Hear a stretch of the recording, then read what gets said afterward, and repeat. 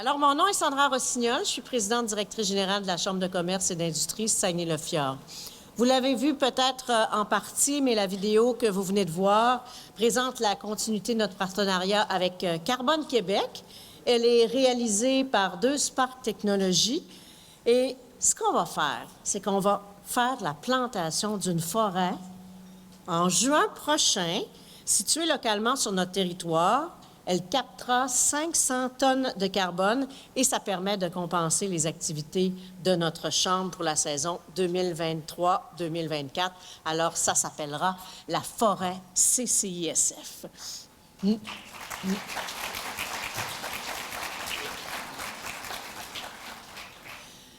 Par ailleurs, la campagne Prêt pour vrai, version Saguenay-le-Fjord, bat son plein. Elle a été initiée par la Fédération des chambres de commerce du Québec et elle a pour but de mettre en lumière la proximité des chambres avec leurs membres.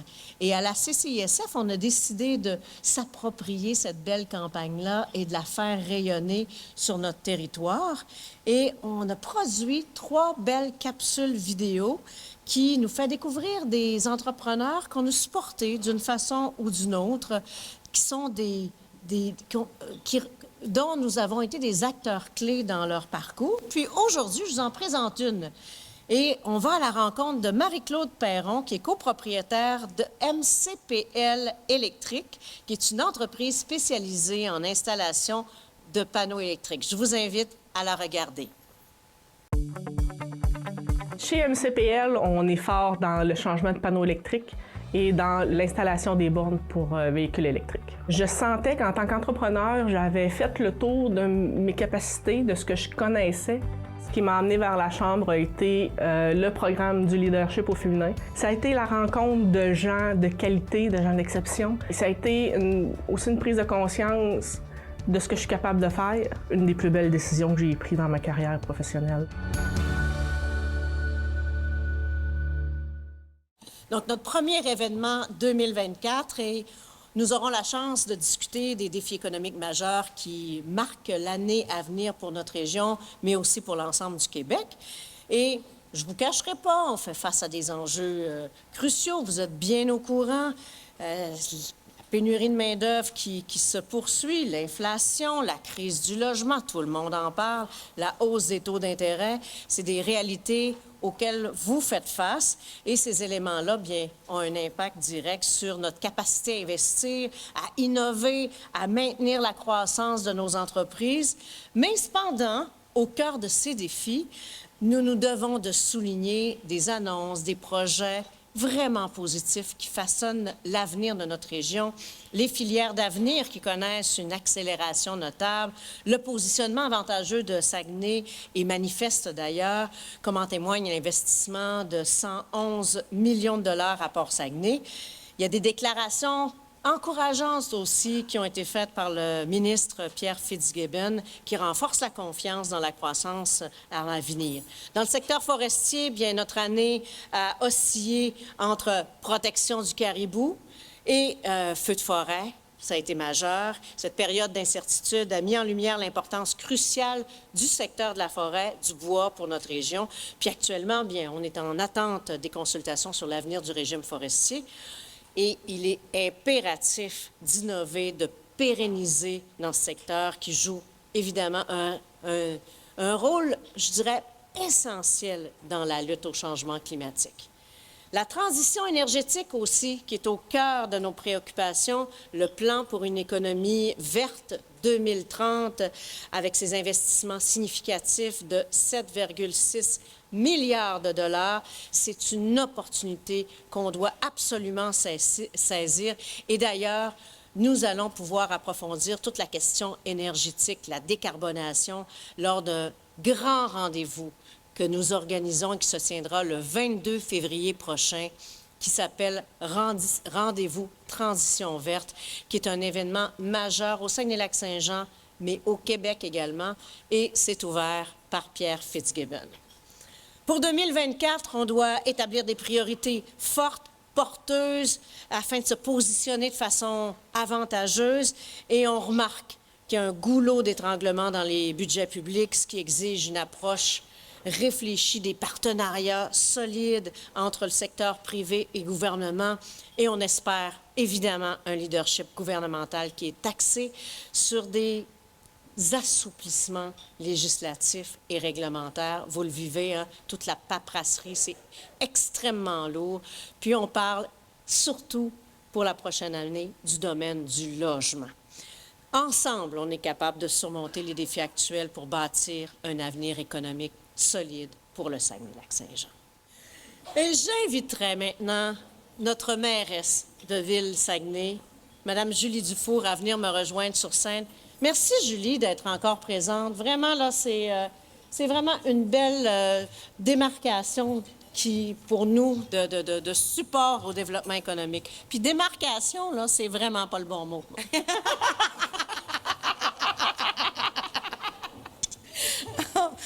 Bon début de journée à tous et à toutes. Il me semble que ça fait du bien de rire un peu et de commencer un 2024 entouré de gens aussi... je vais faire attention pour ne pas vous dire des mauvais mots.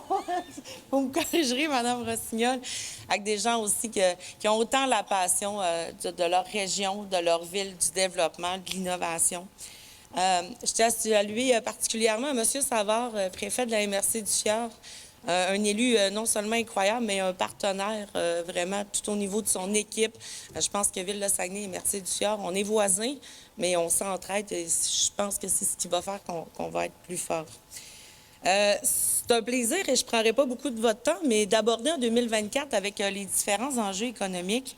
Je trouve que c'est un début d'année qui commence sur le saut du positivisme. De connaître nos enjeux, c'est une bonne nouvelle, et de s'activer en termes de solutions, bien, c'est ce qui fait que je pense qu'on va y arriver tout le monde ensemble. Cette année, je m'engage à continuer tout le travail de Ville-de-Saguenay qu'on a débuté depuis 2 ans.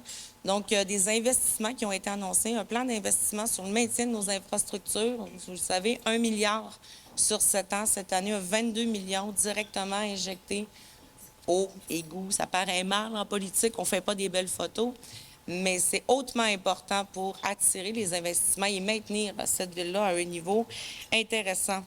On va sûrement en parler, le logement, donc des annonces qui ont été annoncées. Vous le voyez déjà en plein hiver ou sur la zone ferroviaire, ça s'active en termes de décontamination. Donc, une année où on prendra plus de temps et où il y aura des annonces de Ville-de-Saguenay en partenariat avec MRC du Fjord aussi sur différents projets, des enjeux qui nous touchent toutes.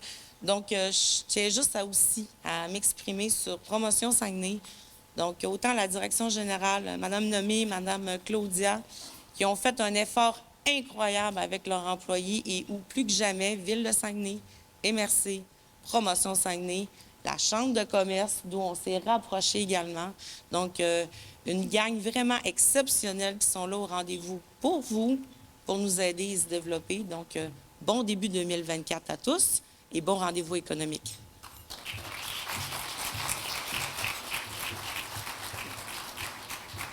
Merci, Mme Dufour, d'appuyer le développement économique. Ça, c'est le bon mot. Simon McNicol de Raymond Chabot Grant Thornton.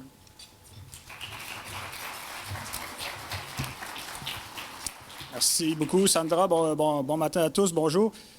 Tout d'abord, on est le 25 janvier, mais je vais souhaiter quand même une bonne année à tous. Succès et santé à tout le monde. Écoutez, je suis premier vice-président à la Chambre de commerce, mais je suis surtout un membre jeunesse. Je représente la jeunesse aujourd'hui. Je suis super content d'être avec vous ce matin. Je vais vous partager quelques réflexions sur les enjeux économiques qui se dérouleront en 2024. On est conscient que les enjeux économiques évoqués par Sandra auront une incidence significative à travers le Québec et leur impact se fait de plus en plus ressentir dans nos régions. Permettez-moi toutefois de compléter les propos de Sandra au sujet de quelques enjeux. Des initiatives se dessinent dans le secteur de l'énergie, notamment avec le projet de loi sur la sobriété énergétique à venir. Les importants investissements chez Hydro-Québec promettent des retombées économiques significatives, tant en termes de sobriété que de capacité énergétique. Historiquement, notre région a bénéficié des grands chantiers d'Hydro-Québec et nous attendons avec impatience de voir comment ces nouveaux développements contribueront à notre prospérité collective. Par ailleurs, je voulais ressouligner l'annonce majeure de Rio Tinto avec un investissement de 1,4 milliard de dollars pour l'implantation de 96 cuves AP60 à Arvida, ce qui représente une étape cruciale dans la production d'aluminium pour notre région. Cette initiative soutenue par Québec et Ottawa témoigne de l'attractivité de notre secteur industriel. Enfin, un petit mot sur la Chambre de commerce. Je voulais vous mentionner qu'on est présent pour vous. Je voulais mentionner le projet Vitalise, qui est un projet important pour nous, qui est en soutien pour l'achat local de nos commerces. Finalement, on voit de l'année de façon positive, comme la mairesse le mentionnait. On pense que les opportunités qui se présentent nous permettront de bâtir un avenir économique solide et prospère. Donc, je vous souhaite un bon rendez-vous économique à tous.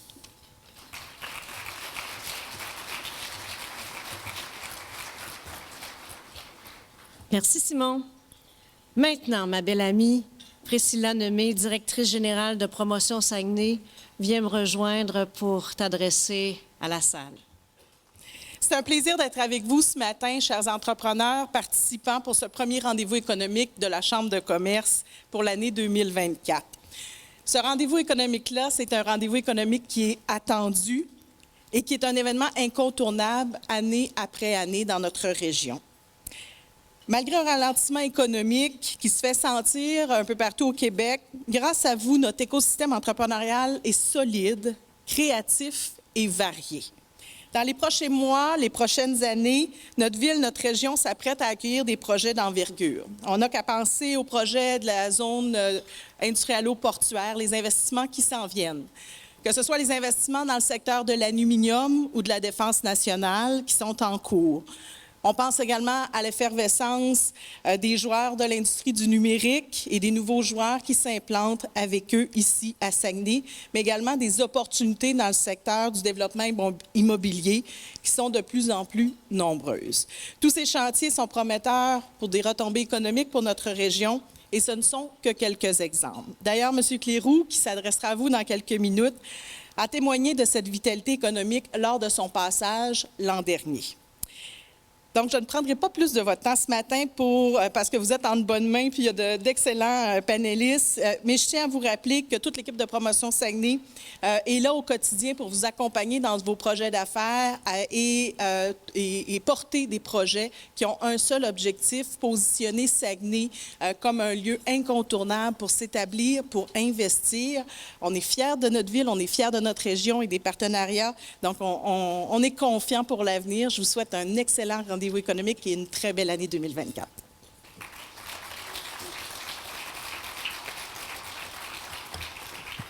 Merci, Priscilla.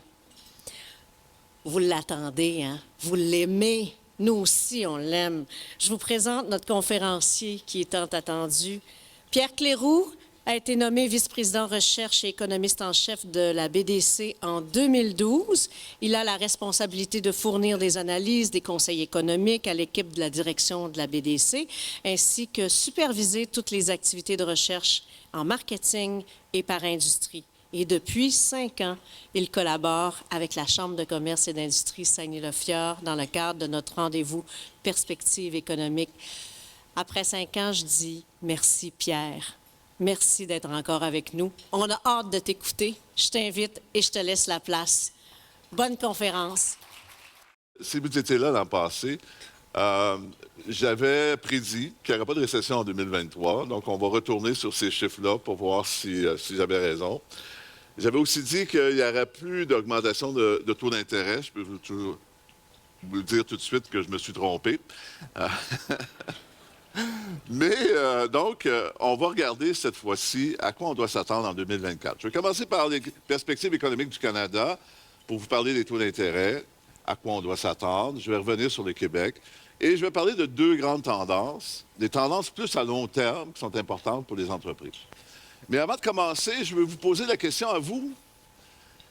Levez votre main si vous pensez qu'on s'en va dans une récession en 2024. Pas beaucoup de mains levées, très optimistes. Vous êtes un groupe très optimiste. Donc, en fait, je vais vous donner raison. Je ne pense pas qu'on s'en va dans une récession, puis je vais essayer de vous démontrer pourquoi on pense qu'il n'y aura pas de récession. Un ralentissement économique, mais en fait, 2024 sera l'année de transition vers une baisse des taux d'intérêt et l'économie va s'améliorer au mesure que l'année va se passer. Donc, commençons par qu'est-ce qui s'est passé au cours de la dernière année. Bien, les taux d'intérêt ont augmenté. Ils ont augmenté assez rapidement.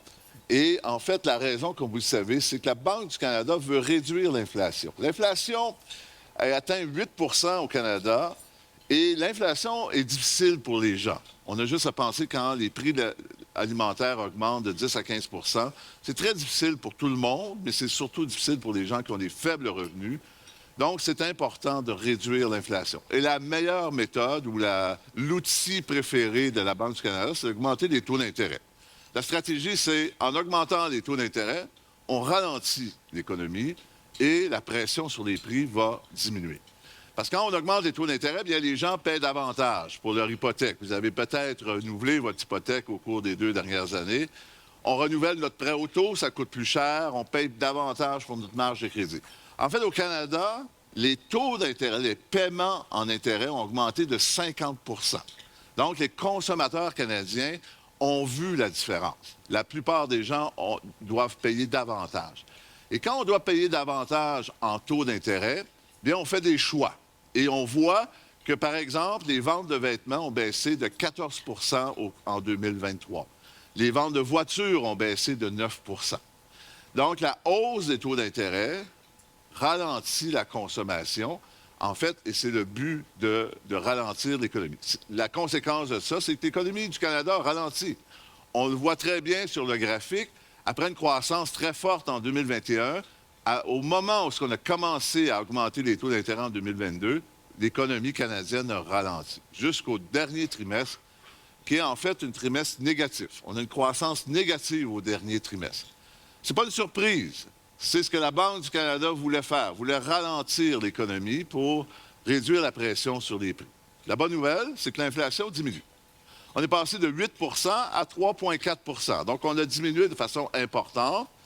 On n'est pas rendu à l'objectif de la Banque du Canada, qui est en fait une inflation à 2 % avec une fourchette entre 1 et 3. En fait, la Banque du Canada aimerait revenir à la situation d'avant la pandémie. Vous voyez sur le graphique, on avait toujours une inflation aux alentours de 2 %.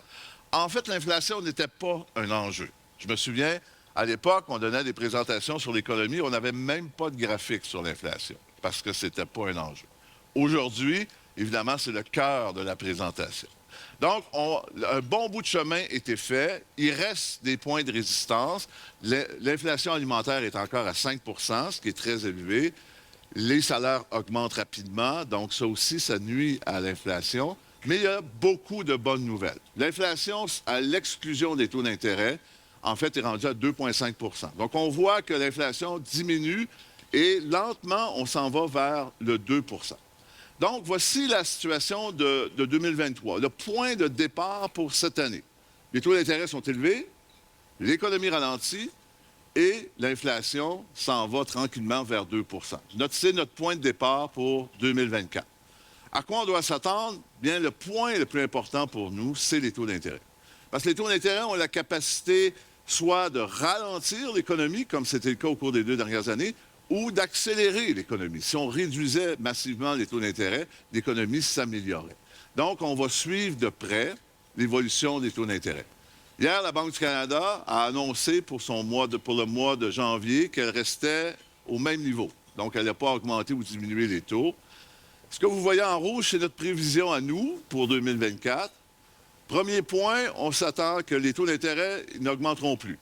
Première chose, on pense que l'économie a ralenti suffisamment et l'inflation a diminué suffisamment que la Banque du Canada n'a plus besoin d'augmenter les taux d'intérêt. Deuxième chose, comme on le voit sur le graphique, on pense qu'ils vont réduire. La Banque du Canada serait capable de réduire les taux d'intérêt parce que l'inflation est presque à l'objectif. Pas tout de suite, la Banque va s'assurer que les attentes au niveau de l'inflation sont bien ancrées à 2 %. Mais au cours de l'été, on s'attend que la Banque du Canada va commencer à réduire les taux. Et ça, c'est important parce que ça va stimuler l'économie. On va voir le marché de l'habitation reprendre tranquillement. On va voir plus de confiance dans l'économie, donc la consommation va reprendre dans la deuxième moitié de l'année. Donc, un autre 6 mois où est-ce que la croissance va être au ralenti, mais à mesure qu'on diminue les taux d'intérêt, on va voir que l'économie du Canada et du Québec vont reprendre tranquillement pour arriver en 2025 avec une croissance plus solide. Parce que même si les taux d'intérêt n'augmentent plus, l'impact des taux d'intérêt élevés continue de se faire sentir sur l'économie. 47 % des Canadiens ont déjà renouvelé leur hypothèque. Cette année, un autre 18 vont renouveler leur hypothèque, évidemment, avec un taux plus élevé. Donc aujourd'hui, il y a des gens qui vont rencontrer leur institution financière, qui vont renouveler leur hypothèque. Donc, même si les taux n'augmentent plus, on voit que l'impact n'est pas terminé sur l'économie. Comme je le disais, la consommation a commencé à ralentir, donc les inventaires augmentent. On a des inventaires élevés au Canada. Compte tenu que les consommateurs ont ralenti, il y a beaucoup d'entreprises qui se retrouvent avec beaucoup d'inventaires. C'est un signe que dans les prochains mois, l'économie va continuer de ralentir. Mais il y a certains facteurs qui vont aider l'économie à poursuivre sa croissance, même si les taux d'intérêt ont un impact négatif. Premier facteur, c'est la croissance de la population. Au Canada, au cours des 12 derniers mois, la population a augmenté de 2,9 Comme vous voyez sur le graphique, c'est exceptionnel. Il faut retourner à 1957 pour voir une croissance aussi élevée de la population. Et ça crée de l'activité économique. Lorsque les gens viennent, ils ont besoin de logement, ils ont besoin d'acheter des biens et des services. L'épargne est élevée au Canada. Les Canadiens ont été très prudents depuis la pandémie. L'épargne équivaut à 75 milliards. Les Canadiens ont 75 milliards dans leur compte en banque. C'est 3 fois ce qu'on voyait avant la pandémie. Donc ça, c'est important parce que lorsque l'économie va redémarrer, les gens ont de l'argent pour dépenser et on va voir que ça va aider la croissance économique. Le taux de chômage demeure bas au Canada. Et ça, c'est important parce que ça veut dire que même si les taux d'intérêt augmentent, les gens ont la capacité d'absorber ces taux, ce qui veut dire que le taux de défaut hypothécaire est toujours aussi bas. Donc, on a un taux de défaut. Il y a peu de gens qui ont été incapables de payer leur hypothèque, ce qui est une excellente nouvelle. Ça veut dire qu'on n'a pas un problème au niveau du logement, de remise de maison, par exemple, et c'est un taux très, très bas. Donc, la raison, c'est que les marchés du travail demeurent très, très bons.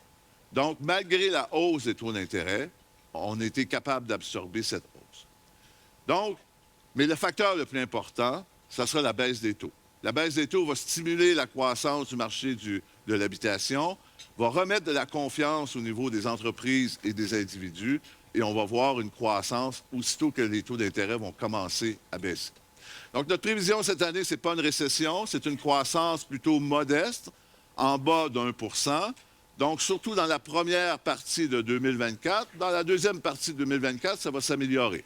Il va falloir attendre 2025 pour qu'on voit un taux de croissance plus élevé. Donc, on s'attend pour 2025, ça sera l'année où est-ce que l'économie va retourner à l'équilibre. Donc, un taux d'inflation plus bas, un taux d'intérêt plus bas, et une croissance économique plus élevée. Il nous reste, on est à la fin de ce cycle d'augmentation des taux d'intérêt. Le Québec maintenant, bien, la situation au Québec est semblable parce qu'on subit aussi l'augmentation des taux d'intérêt. En fait, le Québec a ralenti un petit peu plus rapidement que le Canada. On a 2 trimestres, les 2 derniers trimestres que nous avons de données, qui sont négatifs. Donc, la question se pose, est-ce que nous sommes en récession? Parce qu'on voit souvent dans les médias que lorsqu'on a 2 trimestres consécutifs qui sont négatifs, on appelle ça une récession technique. En fait, les économistes n'ont pas vraiment de définition de récession technique. C'est vraiment une définition qu'on voit dans les médias. Les économistes considèrent que pour avoir une récession, ça prend un ralentissement de l'économie important, ça prend une baisse de l'emploi, une baisse de la production manufacturière et aussi une baisse de la consommation. En fait, au Québec, oui, l'économie ralentit, mais l'emploi continue sa progression. Il y a plus de Québécois qui travaillent aujourd'hui qu'il y a 1 an. Donc, il n'y a pas de baisse massive de l'emploi. Donc, on n'est pas en récession. La consommation continue d'augmenter au Québec. Donc, ce n'est pas un signe qu'on est en récession. Au contraire, ça veut dire que oui, il y a certains secteurs de l'économie qui ralentissent, mais au global, l'économie du Québec est encore en bonne santé, même si certains secteurs diminuent. En fait, il y a 2 secteurs qui sont très touchés. Le premier, c'est le secteur de l'habitation, l'investissement résidentiel. On construit moins de maisons et de logements à cause de la hausse des taux d'intérêt. Et évidemment, ça a un impact sur différents secteurs de l'économie. Aussi, on investit moins au niveau des entreprises. L'investissement des entreprises a baissé à cause de la hausse des taux d'intérêt, à cause du ralentissement économique. les entreprises sont plus prudentes. C'est les deux secteurs qui sont responsables du ralentissement de l'économie du Québec. Les exportations continuent d'augmenter, la consommation continue d'augmenter.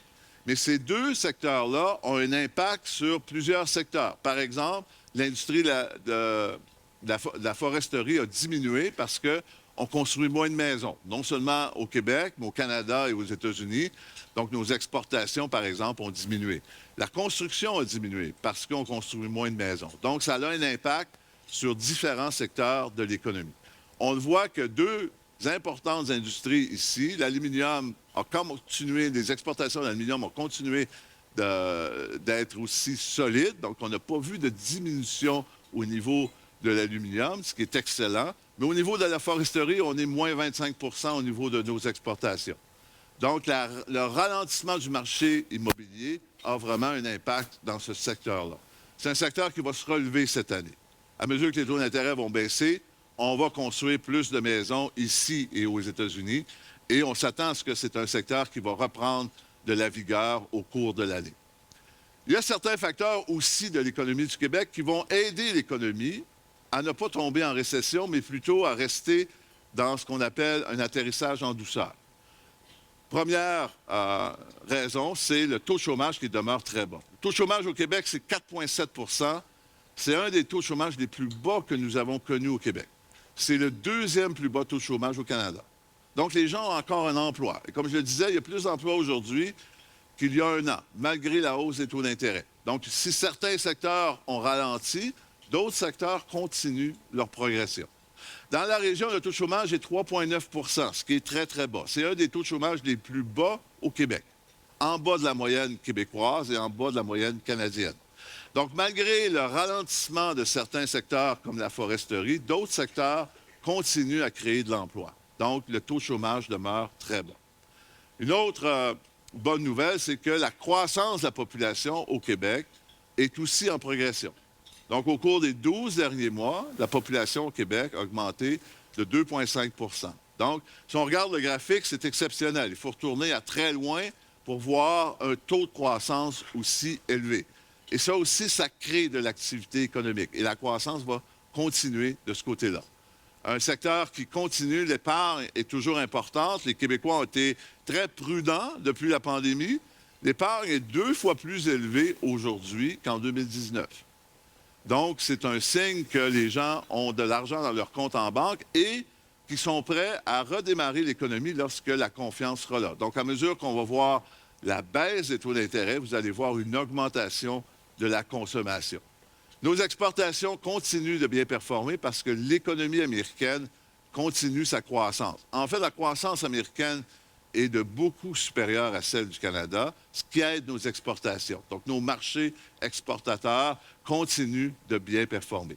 Les dépenses gouvernementales sont toujours élevées. On peut être pour ou contre, mais pour l'économie, c'est important. Lorsque les gouvernements dépensent, ça crée de l'activité économique. Et on continue de dépenser au niveau des gouvernements. Donc, c'est une bonne nouvelle pour l'économie. Finalement, il y a un certain nombre de projets au Québec qui sont annoncés, qui vont aider l'économie à passer à travers ce ralentissement. On a parlé de la transition énergétique. Il y a des investissements massifs qui vont se faire pour augmenter notre production électrique. Aussi, vous avez sûrement entendu parler du plan de la fabrication de batteries Nordvolt qui représente 7 milliards d'investissements dans les 10 prochaines années. Donc, c'est un autre projet qui va stimuler. Donc, même si l'économie a ralenti à cause de l'augmentation des taux, il y a d'autres facteurs qui expliquent pourquoi l'économie du Québec ne sera pas en récession, mais va simplement ralentir pour les prochains mois. Notre prévision, c'est une croissance modeste à 0,4 %, mais encore, tout comme pour le Canada, on ne s'attend pas à une récession, mais plutôt un ralentissement.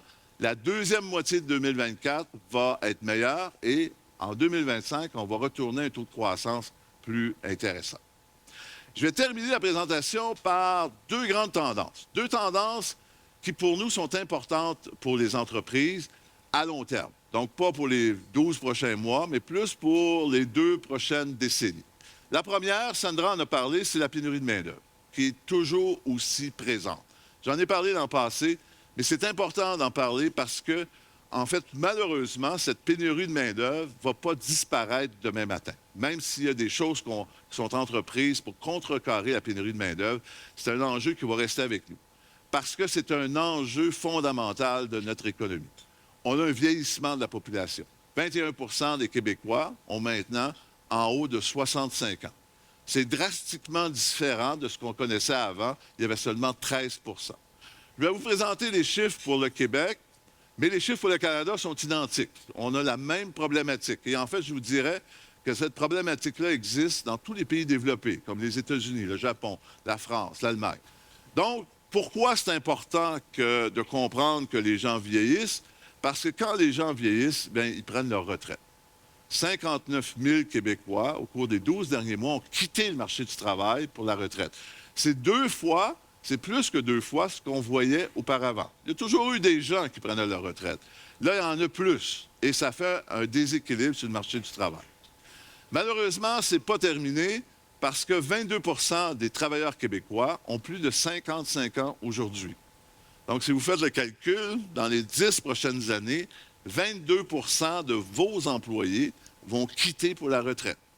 Je rencontre des fois des entrepreneurs dans le secteur manufacturier. J'ai vu jusqu'à 40 des employés qui avaient plus de 55 ans.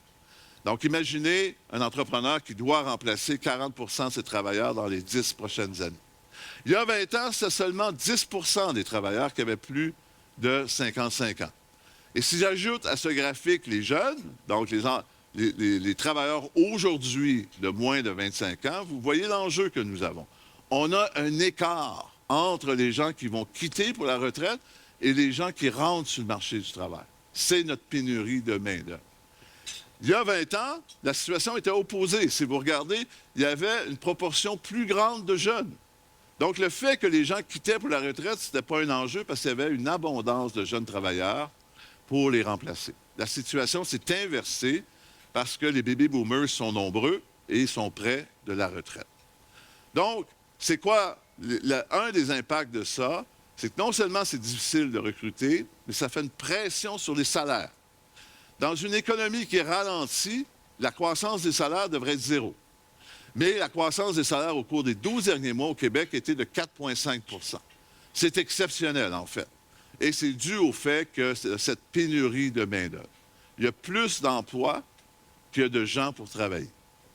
Les solutions, bien, il n'y a pas de solution facile. La croissance et l'immigration fait partie des solutions, mais ça ne sera pas la seule solution. Pour les entreprises, il faut vraiment gérer notre entreprise d'une façon différente. Et je vous invite à consulter notre site Internet. On a un rapport sur cette question-là. Je vais juste souligner le premier parce que la première stratégie, investir en technologie et automatisation, c'est vraiment la meilleure solution. Nos études sont très claires là-dessus. Les entreprises qui investissent en automatisation réduisent leurs besoins de travailleurs et ils performent mieux en termes de croissance de leur profitabilité et croissance de leurs revenus. Donc, ce n'est pas une solution miracle. On ne peut pas remplacer un chauffeur de camion par un robot, en tout cas pas encore aujourd'hui, mais on peut remplacer beaucoup de tâches à l'intérieur de l'entreprise par de la technologie et de l'automatisation. Ce n'est pas une solution magique, mais c'est une solution qui aide beaucoup les entreprises à pallier à cette pénurie de main-d'œuvre. Deuxième grande tendance, et Sandra en a parlé tantôt, c'est la révolution énergétique. Comme vous le savez, le Canada s'est commis, comme 150 autres pays, pour réduire notre empreinte carbone massivement pour l'an 2050. Pour y arriver, il faudra faire beaucoup de choses. Et le graphique, je sais qu'il est dur à lire, mais explique qu'est-ce qu'on a besoin de faire. Par exemple, de réduire notre consommation, qui est en haut en violette. Deuxièmement, d'être plus efficace dans l'énergie qu'on utilise. Troisièmement, de produire beaucoup plus d'électricité. Et Hydro-Québec ont déjà annoncé des projets majeurs. Le point que je veux faire, c'est que dans toute cette transformation-là, il y aura beaucoup d'opportunités pour les entreprises. On a besoin d'innovation. On a besoin de produire de l'énergie verte, comme de l'hydrogène. La société aura besoin d'investir massivement, on parle de milliards, pour arriver à cet objectif de réduire notre empreinte carbone. Et beaucoup d'entreprises vont devoir participer. vont pouvoir participer. Je vais vous donner un exemple. Il y a plein de grands projets où est-ce qu'il faudra se réinventer, mais il y a aussi des projets qui sont beaucoup plus petits que n'importe quel entrepreneur peut entreprendre. Nous avons un client à la BDC qui a inventé un thermostat intelligent qui permet aux gens de réduire la consommation d'électricité de leur maison de 15 à 20 Bien, c'est une entreprise en forte croissance, non seulement au Canada, mais aux États-Unis, parce que les États-Unis, ils ont mis en place un programme de subvention pour aider les gens à investir dans ce type de technologie. Donc, c'est un exemple très petit, mais qui contribue à réduire la consommation et qui est une belle opportunité pour une entreprise. Donc, la raison pourquoi je voulais en parler, c'est que non seulement c'est une tendance qui va rester avec nous pour les 2 prochaines décennies et qui vont nous obliger à faire les choses différemment, mais qui offre aussi des opportunités pour les entreprises. Donc, en conclusion, l'économie ralentit. Et ça fait 1 an que l'économie ralentit à cause de la hausse des taux d'intérêt. Ce n'est pas une surprise. C'est ce que la Banque du Canada voulait faire. Elle voulait ramener l'inflation aux alentours de 2 à une stabilité des prix. Parce que, comme je le disais, l'inflation a des effets négatifs non seulement sur les gens, mais aussi sur les entreprises. On est presque arrivé. Donc, on s'attend à ce que les taux d'intérêt commencent à diminuer dans la deuxième partie de 2024 et ça va faire que l'économie va rebondir, particulièrement à la fin de 2024, début de 2025. Vous allez avoir une croissance dans le marché de l'habitation. Vous allez avoir une croissance dans le marché de la consommation. Les investissements des entreprises vont augmenter. Donc, on est à la fin du cycle de l'augmentation des taux. Et finalement, on va voir une économie qui va être plus dynamique à la fin 2024 et 2025. Selon vous, quels seront les impacts des facteurs EGS dans la gestion de risque des prêteurs et par conséquent sur la capacité de financement des entreprises? En fait, il y a une incitation pour les entreprises à prendre le virage. Et l'incitation se fait par les grands donneurs d'ouvrage. Les grands donneurs d'ouvrage ont de la pression de leurs investisseurs, de leurs consommateurs pour réduire leur empreinte carbone. Et pour ce faire, ils ont besoin de prendre des actions, mais ils ont besoin aussi que leurs fournisseurs réduisent leur empreinte carbone. Donc, on a fait une étude l'an passé, 90 des grands donneurs d'ouvrage ont maintenant des exigences auprès de leurs fournisseurs pour démontrer qu'ils ont un plan d'action au niveau des EGS. Et ça inclut les institutions financières. De plus en plus, les institutions financières vont demander avant de prêter, que les gens aient des plans d'action. Donc, on s'en va vers ça, ça va être inévitable. Si on veut changer la façon qu'on fait les choses, réduire notre empreinte carbone, bien, on ne peut pas seulement compter sur les gouvernements. Il va falloir que chacun d'entre nous, autant les individus que les entreprises, mettent la main à la pâte et les exigences, bien, ils vont être plus présents. Il y a des inquiétudes aussi concernant l'élection de Trump. Alors, quels seraient les impacts, selon vous, sur l'économie canadienne, l'économie québécoise? En fait, c'est très difficile à prévoir. La dernière fois, souvenez-vous, M. Trump a imposé des tarifs sur l'aluminium qui étaient très négatifs, sur l'acier. Donc, au Canada, on est très, très touché par ça. Il a renégocié l'accord de libre-échange. Ça, finalement, ça n'a pas changé grand-chose. Donc, c'est une boîte à surprise. Il n'y a rien dans ses discours présentement qui annonce ce type d'action-là, mais la dernière fois non plus. Donc, on suit ça de près. L'élection comme telle n'aura pas d'impact sur l'économie. Ça va dépendre des actions que M. Trump va faire. Et ça, c'est difficile. Probablement que même lui ne le sait pas. Donc... Vous pensez? Il n'y a pas une stratégie claire? Apparemment, non. Vous avez parlé d'une reprise de la construction résidentielle au cours de l'été. Hein? Comment on peut orchestrer la reprise de la construction dans un contexte de pénurie de main-d'œuvre et quel secteur risque d'en subir les impacts? En fait, on a un défi au Québec et au Canada, d'ailleurs, c'est qu'on a un manque de logements. On a à peu près 300 000 logements qui manquent au Québec et au Canada. Donc, on a besoin de construire davantage de logements. Pour deux raisons. D'abord, il y a déjà un déficit aujourd'hui. Il y a plus de demandes que d'offres. En plus, les gouvernements mettent l'emphase sur l'augmentation de la population parce qu'on a un vieillissement. Donc, il y a plus de gens qui arrivent et ils vont avoir besoin aussi de se loger. Donc, on a un défi. La réponse n'est pas simple. Il y a plusieurs raisons qui font qu'on ne construit pas autant de maisons qu'on devrait. Pénurie de main-d'œuvre. Souvent, il n'y a pas beaucoup de main-d'œuvre, donc la main-d'œuvre est concentrée vers les projets industriels et commerciaux. Les taux d'intérêt ont vraiment ralenti, donc ça devrait s'améliorer à mesure que les taux d'intérêt baissent. Il y a les prix des matériaux qui ont été élevés. Ça s'est amélioré. Les problèmes d'approvisionnement sont réglés. Et il y a aussi, il faut le dire, et je sais que la mairesse est ici, il y a aussi beaucoup de réglementations dans les villes qui limitent souvent la progression du logement. Donc, il va falloir que tous ces gens-là, et ils le font déjà, il y a beaucoup de gens qui se penchent sur cette question-là, qui sont en train de trouver des solutions. Le gouvernement fédéral, par exemple, va accélérer l'immigration de travailleurs dans le secteur de la construction. Ils ont enlevé la TPS sur la construction de maisons. Il y a différents acteurs au niveau de la province, du gouvernement du Québec, des villes. Moi, je rencontre beaucoup de villes qui sont en train de repenser leur réglementation pour essayer d'accélérer le nombre de logements.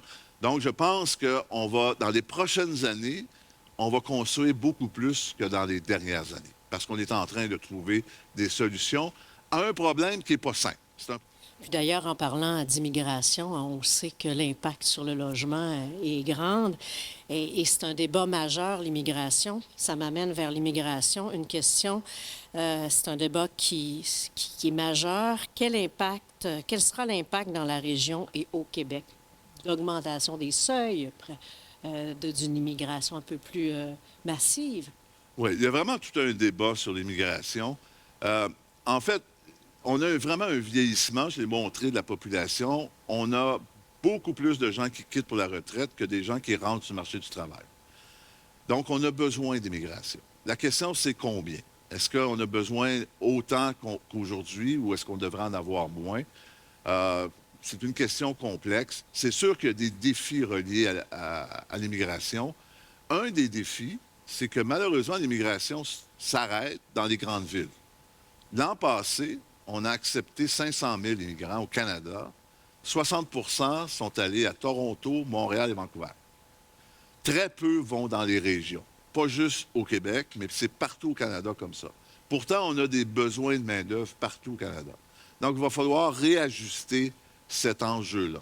Il y a aussi les enjeux d'expérience, les enjeux d'éducation. Donc, ce n'est pas simple. Mais on a besoin d'une certaine quantité d'immigrants parce que notre taux de natalité est très bas. On n'est pas les seuls. Dans les autres pays à travers le monde, je donnais un exemple. Au Japon, la population l'an passé a eu une croissance négative. Donc, il y a plus de gens qui sont décédés que de gens qui sont nés. Et comme ils n'ont pas d'immigration, la population a baissé. Donc, c'est quelque chose qu'on ne veut pas voir ici. La question, c'est est-ce qu'on a les bons seuils? On voudrait le voir en Chine, mais pas chez nous. Donc, c'est pour ça que vous allez continuer de voir l'immigration. Ça va avoir un impact positif sur l'économie. Il y a des défis reliés à ça et je vous prédis qu'il y aura tout un débat aux prochaines élections sur cette question-là. Quel est le bon seuil d'immigration? Il y a une question sur le taux directeur pour contrer la récession. On dit, c'est d'un côté, on augmente le taux directeur, je vous la lis exactement comme elle est posée, pour contrer la récession. De l'autre, on augmente les travailleurs du gouvernement de 30 % On donne un bon exemple? Point d'interrogation. Ce serait plus une question pour les syndicats, mais en fait, il y a eu du rattrapage. Il faut comprendre que dans l'augmentation, il y a les salaires au Québec. Là, je vais vous surprendre. En 2021, en moyenne, les salaires ont augmenté de 8,4 %. C'est énorme. Et vous avez des entreprises, je suis persuadé que vous pouvez penser à des cas, les salaires des mécaniciens, des chauffeurs ont beaucoup augmenté. On a des clients chez nous qui ont augmenté les salaires de leurs chauffeurs de 25 % Puis il n'y avait pas le choix parce que sinon, ils les perdaient. Donc, en moyenne au Québec, en 2021, les salaires ont augmenté de 8,4 % En 2022, ils ont augmenté de 6 % Cette année, on est à 4,6 %. Donc, on ne peut pas blâmer les travailleurs de l'État de vouloir avoir des augmentations qui, en fait, leur augmentation ne correspond pas à ça, mais d'avoir un certain rattrapage. Donc, c'est pas, j'ai pas été surpris de ça, mais c'est sûr que dans les prochaines années, on s'attend que les salaires vont augmenter moins rapidement, et je pense que ce qui a été négocié reflète ça aussi. Donc, Ouf, hein? Ouf. ça prenait un rattrapage. Il y a une question également sur toutes les opportunités qui sont ici à nos portes au Saguenay-Lac-Saint-Jean. Priscilla parlait du militaire, de la zone industrielle au portuaire, de toute la zone ferroviaire aussi. Alors, il y a une question sur comment la région peut-elle tirer parti de ces opportunités pour stimuler l'économie? En fait, c'est une région qui est très dynamique. Il y a un secteur qui a ralenti, c'est le secteur de la foresterie, qui va reprendre dans les prochains 6 mois. Tous les autres secteurs sont en croissance. Et ça va continuer. C'est une région qui va continuer son dynamisme. Il y a beaucoup d'investissements qui s'en viennent. Le plus grand défi, ça va être d'avoir assez de main-d'œuvre. Ça va être ça la question. Ça va être d'être capable d'avoir assez de main-d'œuvre pour répondre à la croissance des entreprises de la région. Ce n'est pas un défi unique au Saguenay-Lac-Saint-Jean, c'est un défi qu'on voit à Drummondville, qu'on voit dans certaines régions, mais ça va être le défi des prochaines années. Ça va être d'avoir assez de travailleurs qualifiés. Nous avons ici dans la salle des entreprises en technologie, alors j'imagine que cette question vient d'un de ces chefs d'entreprise. Quelle stratégie pourrait être mise en place pour favoriser le développement du secteur des technologies? Je dirais que, en fait, il faut convaincre les entrepreneurs. La technologie, nous, on regarde ça beaucoup. Ce qu'on voit, c'est que les entreprises qui investissent en technologie, ils sont très, très contents parce qu'ils voient le gain d'efficacité, le gain de profitabilité. Donc, les entreprises qui investissent en technologie, je parlais justement ce matin avec un entrepreneur de la région qui me disait le problème, c'est d'arrêter d'investir. Parce que quand ils commencent à investir, ils sont très automatisés. C'est qu'à un moment donné, tu ne veux plus arrêter parce que tu vois comment c'est positif. Mais tu ne peux pas investir dans la technologie tout le temps. Cependant, le problème qu'on a, c'est qu'il y a des entreprises qui n'investissent pas en technologie et qui n'investissent pas assez. Ces entreprises-là sont en perte de vitesse. Et il faut convaincre davantage d'entrepreneurs d'investir en technologie. Celles qui investissent, ils performent mieux que les autres. Il faut convaincre d'autres entrepreneurs d'embarquer dans le train et de voir les bénéfices. Souvent, quand on regarde la technologie, c'est coûteux. Moi, je ne suis pas un spécialiste des technologies, donc c'est un peu épeurant. Mais une fois que tu as commencé à faire ton premier projet, tu vois tout le bénéfice pour ton entreprise. Et dans le contexte de la pénurie de main-d'œuvre, c'est plus important que jamais d'investir en technologie. Parce que c'est ça qui va permettre la croissance d'une entreprise sans être obligé d'embaucher des gens. Mais la technologie, c'est aussi un besoin de formation. Tout à fait. Donc, les entreprises doivent investir continuellement en formation. Est-ce que ça, pour vous, c'est une voie d'avenir également? Puis, il y a une question sur la formation, là. Qu'en est-il de la formation de la main-d'œuvre pour les prochaines années? En fait, le besoin de la formation de main-d'œuvre va juste s'accélérer parce qu'on utilise de plus en plus des technologies complexes et on a besoin d'aider nos travailleurs à utiliser ces technologies-là de façon efficace. C'est un exemple assez simple, mais moi, j'ai un iPhone. J'utilise probablement juste 10 % de mon iPhone parce que je ne suis pas bien formé pour l'utiliser. Mais on demande à nos jeunes, hein? Ils nous trouvent un peu retardés. Et c'est pas si grave. C'est pas si grave. Mais dans une entreprise, quand on investit en technologie, il faut absolument continuer l'investissement dans la formation pour s'assurer que les gens qui utilisent cette technologie-là l'utilisent de façon efficace et de façon au maximum. Il y a une question de Frédéric Ducasse qui nous demande quelles sont vos attentes concernant le gouvernement du Québec et l'exemption de taxes pour la construction neuve d'immeubles à logement? Bien, je pense que c'est une des actions pour favoriser, comme je le disais tantôt, on a besoin de construire davantage. Et moi, je pense que c'est une bonne solution. Et comme je le disais tantôt, la solution, elle est multiple. Il faut le gouvernement fédéral, le gouvernement du Québec, les villes, les entrepreneurs, il faut que tout le monde regardent comment ils peuvent faciliter la construction de maisons. Et ça, c'est un programme qui va aider à la construction de maisons. On a besoin de plus de logements, donc on a besoin de mettre la main à la pâte. Si jamais vous n'êtes pas à l'aise avec Slido, on a un micro également à l'arrière si vous désirez. Je pense que ça va bien, mais si jamais vous avez besoin d'aller au micro, c'est parfait aussi. Ah, il y a une autre question sur les technologies. Il y a une crainte quand même de voir les technologies faire disparaître des emplois. Et la question est, si la technologie prend trop d'ampleur rapidement, est-ce que justement le problème de main-d'œuvre ne sera pas inversé avec un taux de chômage trop élevé?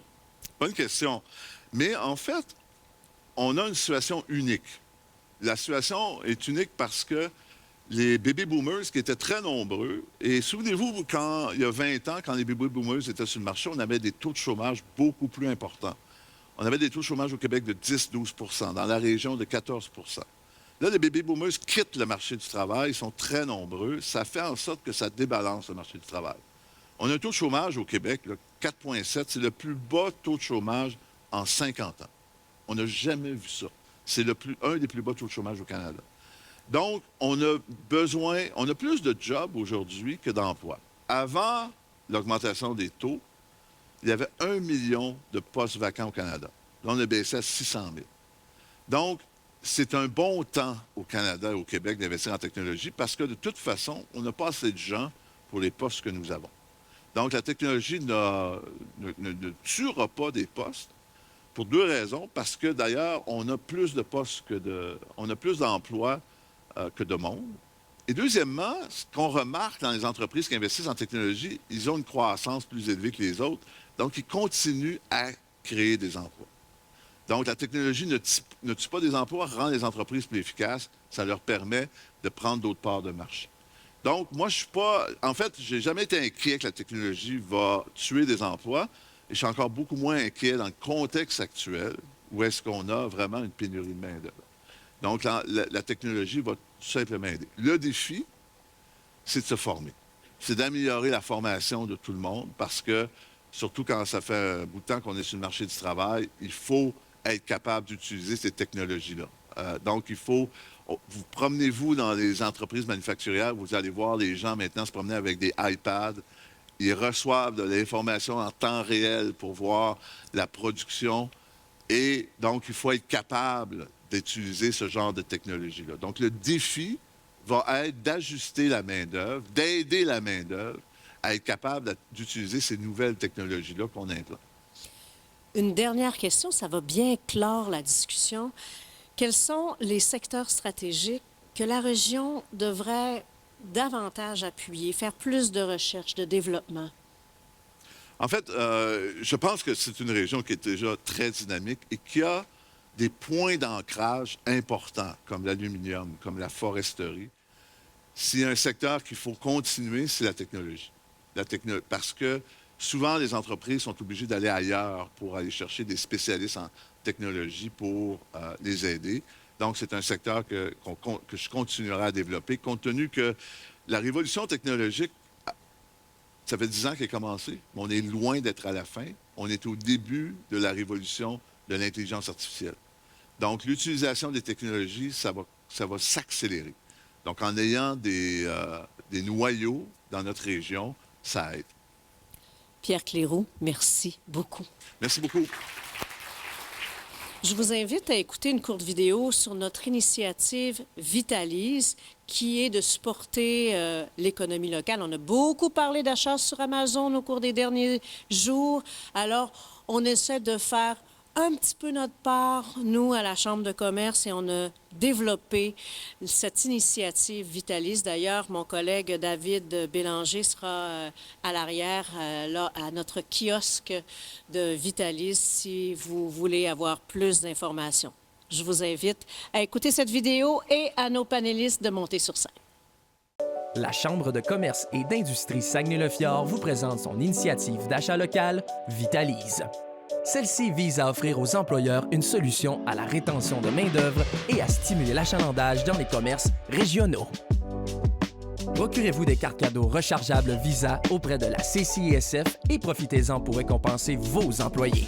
Une fois activée, la carte peut être utilisée dans notre réseau de commerces participants. Facile d'accès, il s'agit d'une récompense non imposable qui peut être utilisée n'importe où, à tout moment, en plus d'encourager votre économie locale. Vivez une expérience utilisateur sur mesure et retrouvez sur l'application toute information pertinente, dont l'accès à la liste des commerces participants, un aperçu des fonds disponibles sur la carte, la possibilité de la recharger et plus encore. Vitalise, une initiative de la Chambre de commerce et d'industrie Saguenay-le-Fjord. Pour animer donc ce panel de discussion, Michael Gravel, directeur Centre d'affaires BDC, et nos panélistes d'aujourd'hui, des chefs d'entreprise de la région qui ont mis en place des solutions accessibles pour faire face au ralentissement économique. Martin Lépine, président du groupe industriel AMI. Bonjour Martin. Bonjour. Philippe Dubuc, président et chef de la direction de Fusium. Bonjour Philippe. Bonjour. Et Jean-Samuel Allard, président Eugène Allard, Cuisine et Tendance. Bonjour. Bonjour Jean-Samuel. Je rappelle également que nous utilisons Slido pour les questions après le panel. Merci à vous. Bonne discussion à vous tous. Merci Sandra, merci de me donner la chance d'animer encore cette année. Quand je regarde ma photo de moi, je me dis je suis peut-être sur le bord. Faudrait que je la change, je suis sur le bord de me faire peut-être actionner pour fausse représentation. J'ai perdu un petit peu de cheveux. Bref, je suis chanceux avec on a un super beau panel aujourd'hui, fait que je vais essayer de faire de mon possible. Mais une chose qui est importante, c'est que je suis pas tout seul avec eux autres. Je les ai pas tout seul pour moi. Slido utilisait là, puis by the way, je regardais, il y a plein de belles questions qui sont posées. Vous pouvez faire thumbs up, ça les fait monter en priorité. Fait que je vous le dis parce que moi, je vais poser ceux-là qui sont en haut. Fait que vous envoyez des bonnes, là, envoyez-les. Bref, je vous poserai une première question simple, là, de vous présenter, puis c'est quoi votre rôle dans l'entreprise pour qu'on soit dans le bain. Donc, Martin, je te passerai la parole. Bien, d'abord, merci de m'avoir invité. C'est un honneur pour moi d'être ici puis de représenter mon organisation. AMI, c'est un groupe d'entreprises qui tourne autour de la maintenance industrielle. On est dans l'industrie lourde. C'est composé de plusieurs organisations, dont une organisation qui est un entrepreneur. On travaille sur site chez Rio Tinto, chez Résolu, chez différents acteurs importants, manufacturiers du Québec dans l'industrie lourde. On fait des arrêts planifiés, on installe des équipements de production, on gère même des équipes de maintenance à temps plein chez certains clients. On a aussi une entreprise de fabrication de métaux ouvrés de dimension intermédiaire. Là. On n'est pas des procos ou des grandes organisations, mais on a quand même une capacité de fabrication assez importante. On a aussi une agence de placement de main-d'œuvre spécialisée dans l'industrie lourde, des soudeurs, des mécaniciens, des gens dans le technique, là, des techniciens. On a une nouvelle entreprise en robotique. M. Claireau, je pense qu'on est bullseye, nous autres. Puis notre dernier né, c'est une firme de consultants, une firme conseil qui aide les entrepreneurs, les chefs d'entreprise à adopter la bonne posture de leadership face à la diversité qui s'en vient, à l'immigration massive qui s'en vient. Moi, ça fait plusieurs années que je fais du recrutement international. Je me suis pété la gueule, puis avec toutes mes erreurs, puis les bons coups qu'on a faits, on a rassemblé ça, puis on a dit on va mettre ça au service de la population entrepreneuriale de notre région. Merci. À peu près 260 employés actuellement. Quand même. Philippe? Oui, bonjour. Philippe Dubuc, je suis président-chef de la direction, comme on l'a dit tout à l'heure, de Fusium. Fusium, c'est quoi? C'est un groupe de 3 fonderies. La principale est à Saguenay, fonderie Saguenay. Donc, ceux qui ne savent pas c'est où, si vous descendez le boulevard Talbot, ça fait tuk-tuk, vous êtes passé. C'est moi qui ai dit ça tantôt. Un track de chemin de fer. Donc, Fusium, on fait du moulage de pièces métalliques, des fonderies. Donc, au Saguenay, c'est pour la fonte. On est aussi à Trois-Rivières pour l'aluminium et le magnésium et à Rimouski pour l'acier et le stainless. Donc, on est partout dans le monde, principalement au Canada, côte est des États-Unis, mais aussi en Australie, aux Émirats arabes unis, et des choses comme ça. Donc, c'est une petite équipe et très étendue. Donc, moi, mon rôle dans tout ça, je donne le ton à la stratégie. Je m'assure de la pérennité de l'entreprise et aussi, je dirige les ventes. Merci. Merci. Jean-Samuel?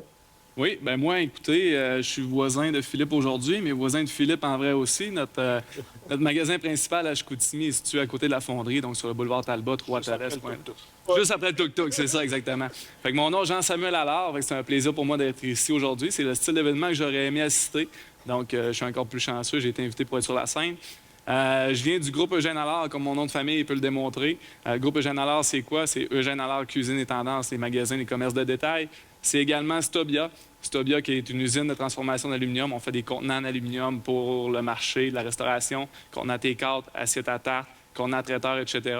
Donc, une start-up que j'ai eu la chance de décoller avec mon frère William en 2020.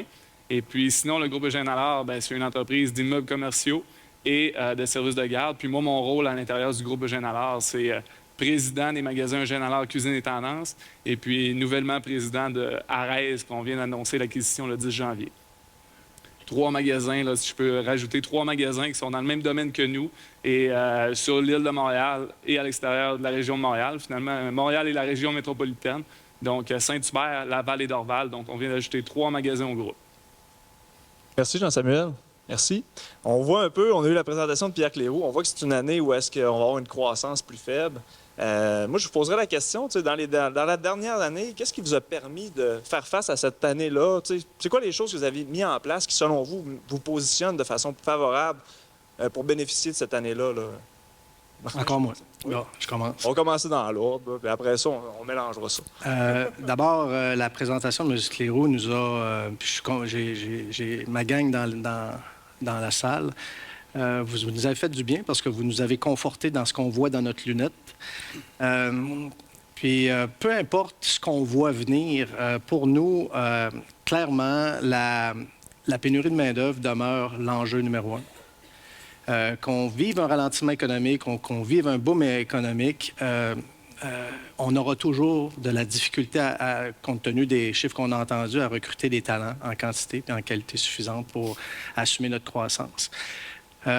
Nous, ce qu'on a décidé il y a plusieurs années, puis c'est juste une poursuite de stratégique qu'on fait, c'est de renforcer notre département RH. On vise à devenir ou à constituer un département RH parmi les plus performants du Québec, de façon à ce qu'on puisse, je vous dirais, peaufiner, améliorer, être toujours aux dernières tendances des outils de rétention puis d'attraction de main-d'œuvre. C'est drôle, je ne me suis pas mis du fond de teint, j'arrive du Sénégal. Puis, je suis arrivé avant hier. Concrètement, une de nos stratégies, c'est on vise à devenir autonome au niveau du recrutement international. C'est le cas d'ailleurs. On est allé chercher 18 mécaniciens soudeurs. Cette stratégie-là est payante parce que, compte tenu de la pénurie de main-d'œuvre, on est rendu beaucoup plus agile que nos compétiteurs, je pense. On est rendu plus robuste. On est capable de faire du recrutement international quand on veut, à la vitesse qu'on veut, à la moitié du prix. Puis on est capable d'aller chercher des profils qui nous correspondent beaucoup plus. Donc, ça, c'est un exemple qui est tout à l'honneur de notre département RH. C'est bon, ça. Je comprends que bien recruté, c'est l'angle pour vous qui est important, puis c'est ça que vous êtes bien positionné. Absolument. Merci. Philippe? Ça, ce que tu dis, tu parles du court terme et tu gardes le focus sur le long terme. C'est un peu ça qu'on fait, nous aussi. On travaille beaucoup sur l'agilité de nos entreprises. On essaye de simplifier les processus puis de garder un focus long terme tout en regardant le court terme. Puis concrètement, ça veut dire quoi? On agit comme un investisseur. On va parler encore pour notre économiste. C'est un portefeuille de projets qu'on a. On a des projets à plus haut risque, des projets à moins grand risque. Fait qu'on s'assure de jouer dans toute la table de ça. Donc, on peut se permettre d'explorer de façon organique, de se planter, d'apprendre de quelque chose, tout en gardant d'autres projets, des petites valeurs sûres que ce n'est pas des feux d'artifice qui vont arriver, mais c'est quelque chose de certain. Fait qu'on travaille beaucoup là-dessus. Donc, tous nos processus sont axés sur ça. On est une entreprise extrêmement technologique, même si les fonderies, c'est un vieux métier. Mais il y a une façon de choisir la technologie. J'aime toujours la KISS méthode, là, Keep it stupid and simple, là, excusez du terme. Là. Mais j'aime beaucoup la technologie, sauf quand c'est un gadget. Puis la saveur du mois, je m'éloigne toujours de ça. Quelque chose qui se maintient à long terme, qui est plus sur une façon de faire plutôt que les outils. On lance là-dedans, puis on y va. Fait qu'on a travaillé beaucoup là-dessus l'an dernier. C'est intéressant de garder la base solide, hein, puis c'est ça qui est important. C'est un métier qui existe depuis longtemps, justement, fait que la pérennité aussi, il ne faut pas oublier d'où ce qu'on vient. Fait que, Yes, Jean-Samuel? Intéressant. Moi, je vais reprendre quelque chose que Martin m'a dit ce matin. Il dit, tu sais, 2024, ça vous fait-tu peur? Il dit, tu sais, avez-vous peur de 2024? Puis la première chose que Philippe et moi avons répondu, c'est non. Puis pourquoi je dis ça, c'est que, tu sais, oui, 2024 est une année de transition. C'est une année que le contexte économique va changer. Tu sais, Pierre l'a démontré mieux que moi. Mais il ne faut pas penser que les années antérieures et les années qui vont suivre vont être faciles. Tu sais, à chaque année, on a des enjeux. On a eu les enjeux de la pandémie, on a eu les enjeux pré-pandémie, post-pandémie, peu importe. Mais, tu sais, il a fallu s'adapter aussi en 2020 pour l'année 2020, aussi en 2021 pour l'année 2021 et ainsi de suite. Tu sais, moi, quand je suis arrivé dans l'entreprise, oui, on est dans le commerce de détail, fait que c'est sûr qu'un contexte économique qui est plus défavorable ou qui est moins en explosion, on va être touché avant les épiceries, dans le sens où les gens vont acheter des bananes avant des spatules. Fait que c'est sûr que c'est sûr qu'on peut être touché, oui, mais si on garde notre plan long terme, ça va être bénéfique à long terme. Puis tu sais, quand je dis on garde notre plan long terme, nous, tu sais, quand je dis nous, c'est parce que je fais rien seul. J'ai une équipe qui est solide, puis j'ai bâti une équipe à long terme que je vais garder. Puis si on garde notre stratégie long terme, c'est sûr qu'on va être gagnant au bout de la ligne. Puis tu sais, 2024, oui, mais les années antérieures, comme je l'ai dit, c'est d'autres défis. Donc la première question qu'on se pose en équipe, c'est comment on va faire pour protéger les ventes alors qu'on est d'une année que le contexte économique va être difficile. Fait que c'est sûr que de notre côté, bien, on a adapté le mix de produits pour tous les budgets. T'sais, on vend des articles de cuisine, on a 40 000 produits. Fait que c'est sûr qu'on a ajouté des produits à notre gamme pour être capable d'offrir un bon produit à bon rapport qualité-prix pour tous les budgets. Fait que ce qu'on s'est dit, c'est, oui, avant, on essayait de travailler sur les produits qui étaient les plus beaux, qui étaient les plus wow, mais maintenant, ce qu'on s'est dit, c'est qu'il faut faire attention aux produits wow, puis il faut quand même conserver notre core business de cuisine, qui est la commodité, dans le sens où, d'une année économique qui peut être difficile, il y a aussi des opportunités dans le sens où les gens vont peut-être moins aller au restaurant, donc peut-être plus cuisiner à la maison. Fait qu'il faut s'assurer d'offrir la commodité à ces personnes-là qui vont avoir besoin d'articles de cuisine pour cuisiner à la maison. Puis deuxième des choses qu'on a faites, c'est quand on parle d'une vision long terme, il faut toujours protéger la profitabilité.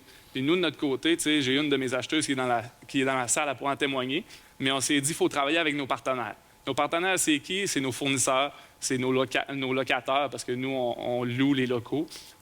Donc, la première chose qu'on a faite, c'est on s'est assis avec nos fournisseurs en disant, bon, ben, tu es listé dans 2 magasins, tes produits sont dans 2 magasins. Maintenant, on t'offre l'opportunité d'être listé dans 5 magasins, mais, par exemple, ben, ça nous prend des meilleures conditions. Fait qu'on est allé protéger notre profitabilité d'un coup que nos ventes allaient stagner ou descendre en travaillant avec nos partenaires. Puis, tu sais, un autre partenaire, comme je disais, c'est les locataires, ceux qu'on signe des baux avec. Bien, quand c'était le moment de signer un bail, bien, on misait sur le long terme en disant, tu sais, au lieu de signer 5 ans, peut-être qu'on pourrait signer 10 ans, mais ça me prend un bonus à la signature. Donc, ce qu'on a fait, on s'est assuré de protéger les ventes, première des choses, protéger la profitabilité. Et puis, troisième des choses, bien, on s'est assuré de saisir les bonnes opportunités. Puis ça, je vais en parler plus tard. Mais c'est le fun de voir ça. Les données sont là, vous les utilisez pour prendre des décisions. On parle de robustesse, on parle d'historique. Vous prenez des décisions en fonction de quelque chose de solide. Ça m'amène quand même à la prochaine question, puis en même temps, on va faire des croisements dynamiques après, là, parce qu'il y a des belles choses qui sont déjà placées. Mais je vous demanderais comment vous voyez, c'est où l'axe de profit de la prochaine année? C'est pour vous, là? C'est où l'opportunité, c'est où que l'argent va être pour vous. Bref, Martin, tu peux commencer. Encore.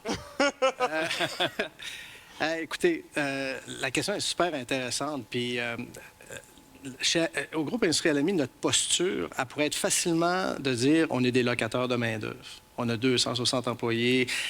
On travaille qu'avec ça, des êtres humains. Mais on se positionne davantage comme des créateurs de valeur. Ça veut dire quoi, ça? Ça veut dire que quand on voit l'intelligence artificielle arriver, quand on voit la robotique arriver, ben, on voit ça bien plus comme une opportunité que comme une menace. C'est pour ça qu'AmiRobot a été conçu. C'est pour se donner cette espèce d'ouverture-là à la technologie qui nous permet, quand on est sur des sites industriels, de dénicher des opportunités d'automatisation. Puis là, on parle de profit. Bien, quand on automatise des choses, puis tu sais, l'automatisation, comme M. Clairaut disait, il y a plein d'opportunités. Il y a tellement sur des sites industriels d'endroits où ce qu'on peut automatiser des tâches récurrentes, répétitives, qui sont dangereuses pour l'humain. Il y en a plein. Fait que des opportunités, il y en a full. Il y a aussi des opportunités où est-ce que il y a des tâches qui sont littéralement boudées par les jeunes aujourd'hui. Aujourd'hui, avec cette approche-là, où est-ce qu'on incorpore de la technologie dans nos solutions, bien, on donne une télécommande au lieu de donner un jack drill à quelqu'un. Santé, sécurité, productivité, attractivité des talents. Ça fait que, à mon avis, l'incorporation de cette philosophie-là technologique, mais veut pas, on charge plus cher, puis nos clients nous donne plus d'argent avec le sourire parce qu'on crée de la productivité, on crée de la valeur ajoutée, puis on ne blesse plus personne. Il y a un axe interne que tu m'avais parlé aussi quand on s'était... puis je trouvais qu'il était vraiment bon, je voudrais le faire ressortir, mais tu parlais que c'était des années où est-ce que les ventes, on pouvait refiler quand même une facture, on pouvait y arriver, puis que nos employés n'ont pas encore la culture nécessairement de prendre soin de nos clients, puis de rester proche de nos clients, puis que c'était une année qui était intéressante. Bref, je trouvais que c'était bon, ce point-là. Je te le laisserai ressortir parce que, pour moi, c'est un axe, je pense, qui était quand même très intéressant dans cette année. Je m'en rappelle plus, je t'ai dit ça. Ouais, c'est ça, mais c'est pas grave. Pour ça, moi, je m'en rappelle. Je le trouvais bon. Je me suis dit, tu peux pas le sortir, là. Ben écoute, je sais pas. Je pense que notre capacité de croissance, je sais pas si je vais répondre à ta question, mais j'ai de quoi dire là-dessus, là, mais notre capacité de croissance réside dans notre capacité à démultiplier son leadership. Puis, on ne prendra pas de croissance si nos sites industriels ne sont pas poussés par du leadership. Puis le leadership, ben, c'est pousser nos valeurs, la santé-sécurité, la productivité. Puis ça revient à toucher à la pénurie de main-d'œuvre. Même s'il y a un peu plus d'employés disponibles sur le marché du travail, ce n'est pas nécessairement des gens qualifiés, des gens qui ont le cœur à bonne place. Fait que l'enjeu est là. C'est d'être capable de créer une culture d'entreprise qui permet de démultiplier son leadership puis de s'assurer qu'on est à Jonquière, qu'on est à Alma, qu'on est à Montréal. Puis un gars d'amis, c'est le doigt de même. Puis qu'on soit sur n'importe quel site, on les reconnaît de loin. Mais ça, c'est un enjeu parce qu'il est très difficile de trouver de plus en plus des talents puis des gens qui sont à qui on peut transmettre le sens du travail. L'image est importante, on s'entend. L'ami, c'est solide. Ben justement, tu veux que ça soit ça que tes clients se rappellent, mais aussi les employés potentiels. Ouais. Merci. Oui, Philippe? Oui. Nous, on est dans la courte série sur mesure. Donc, on focus encore plus là-dessus. Il y a d'autres stratégies. Bien, si on veut faire des commodités, on travaille des stratégies différentes. Mais nous, on met beaucoup de l'accent là-dessus. Donc, on est très étendu géographiquement. Et je vois 4 marchés porteurs pour nous. Le premier marché, l'énergie. On en a parlé plus tôt ce matin. Donc, pour faire de l'énergie, que ce soit l'hydroélectrique, l'éolien, le solaire, le nucléaire, il y a beaucoup de pièces mécaniques dans ça. Fait que nous, on est beaucoup là-dedans. Dans la défense, mondialement, ça brasse. L'échiquier mondial, ça n'arrêtera pas de brasser. Fait que ça prend de l'équipement pour faire la défense. Dans l'aéronautique, on fait beaucoup d'actions là-dedans. C'est des très longs cycles de vente, mais ça vaut la peine sur le long terme. Fait qu'on travaille beaucoup là-dessus. Tout ça avec une offensive numérique très intense. Mon équipe de vente, on est 4. Puis j'en fais partie. Fait que ça amène son lot de défis. Donc, LinkedIn, site web, CRM, intégré avec notre ERP, on pousse pour gérer l'information le plus efficacement possible. C'est ça. Intéressant. Fait que, dans votre carnet de clientèle cible, vous en avez ciblé 4 ou 5 qui sont plus porteurs pour la prochaine année. Fait que d'avoir une bonne mixité de clientèle, dans des années comme ça, c'est là que c'est intéressant. C'est ça. Ouais. Merci. Jean-Samuel? Oui, bien, quand on parle d'opportunités, d'axes de profit, c'est vraiment intéressant parce que, 2024, oui, c'est une année que le contexte économique est une transition, je suis d'accord avec Pierre, mais dans chaque contexte économique, il y a des opportunités. Puis, nous, la décision qu'on a prise, c'est, je suis chanceux parce qu'on a une jeune équipe, puis la décision qu'on a prise, c'est de voir à long terme en disant, sais, on se voit où dans 5 ans, on se voit où dans 10 ans. Puis nous, on se voyait à ouvrir des magasins. On voulait d'autres magasins. Fait qu'on a saisi l'opportunité de la transition du contexte économique pour se dire, c'est peut-être le temps d'aller chercher de nouveaux marchés. C'est peut-être le temps d'aller développer des parts de marché. Évidemment, en respectant notre plan court terme puis en protégeant ce qu'on a déjà bâti, mais c'est peut-être un bon timing pour aller voir la compétition, pour aller voir d'autres entreprises qui sont peut-être pas rendues au même niveau que nous. Fait que, je ne veux pas dire qu'on a profité de la situation, mais on avait l'intention de s'implanter sur le marché de Montréal depuis 3 ans maintenant. Et puis, on a saisi l'opportunité du contexte économique que c'est pas tout le monde qui est rendu à la même place que nous dans leur entreprise. Puis, tu sais, évidemment, on parlait tantôt de main-d'œuvre qui était plus près de la retraite versus il y a 20 ans. Puis on a approché des entreprises qu'eux, il y avait des valeurs similaires à nous.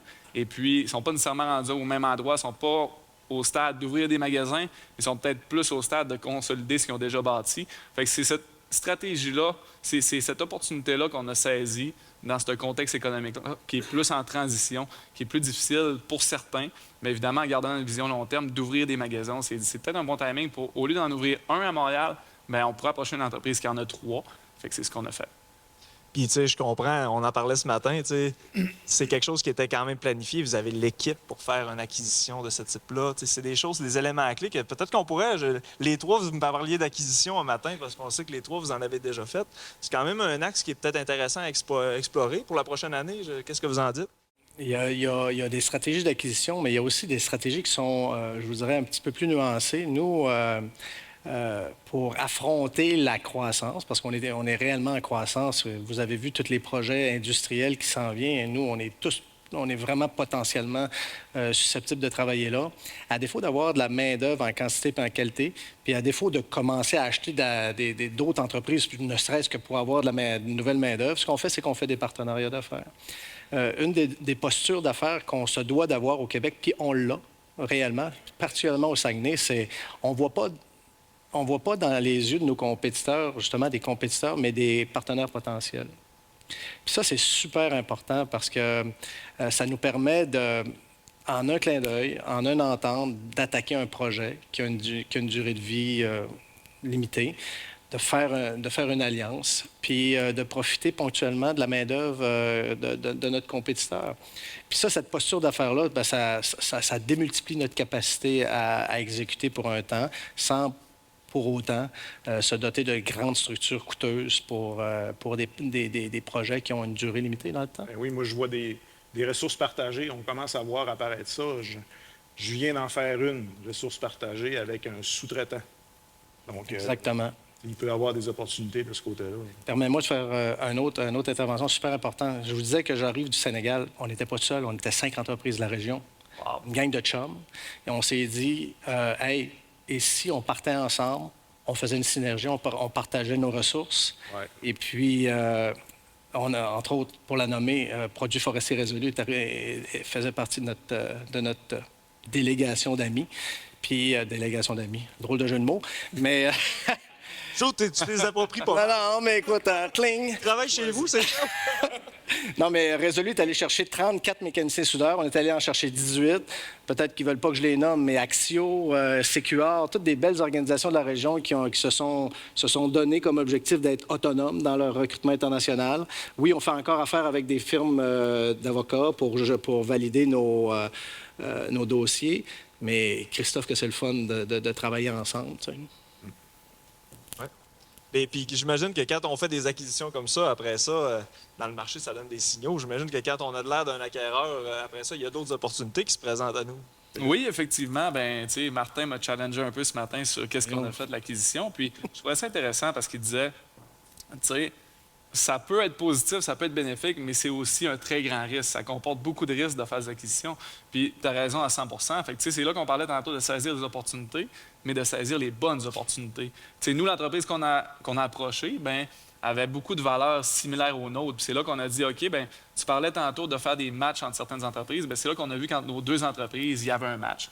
Fait que, tu sais, c'est sûr que c'est pas de saisir toutes les opportunités, c'est de saisir les bonnes opportunités en respectant un plan de match qui a du bon sens. Puis c'est sûr que le marché bouge beaucoup.